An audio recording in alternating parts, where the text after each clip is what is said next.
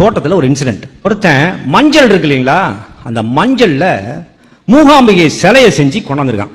இவன் பாவம், அவரை பார்க்கறதுக்கு எப்படியோ கஷ்டப்பட்டு உள்ள வந்துட்டாங்க. பார்த்துட்டான். அப்பதான் நாங்கள் போயிட்டு வரும்போது அவன் நிற்கிறான். அவன் கூப்பிட்டு கேட்கிறாரு, எல்லாரும் அந்த மஞ்சளை வாங்கி வாங்கி பார்த்துட்டான். அவன் ஒரு பாக்ஸ்ல வச்சுட்டு உள்ள கையை வைக்க விடல, புரட்சி தலைவர் மட்டும் தான் வைக்கணும் அப்படின்னா. இவன் என்ன பண்ணாரு, இது உள்ள கையை எடுத்து பார்க்கலாமா, நீங்க மட்டும்தான் எடுத்து பார்க்கணும்னா. பார்த்துட்டு ஒரு மூட்டை மஞ்சள் செலவு பண்ணிருப்பியான்னாரு. சென்சிட்டிவான கொஸ்டின் பாருங்க.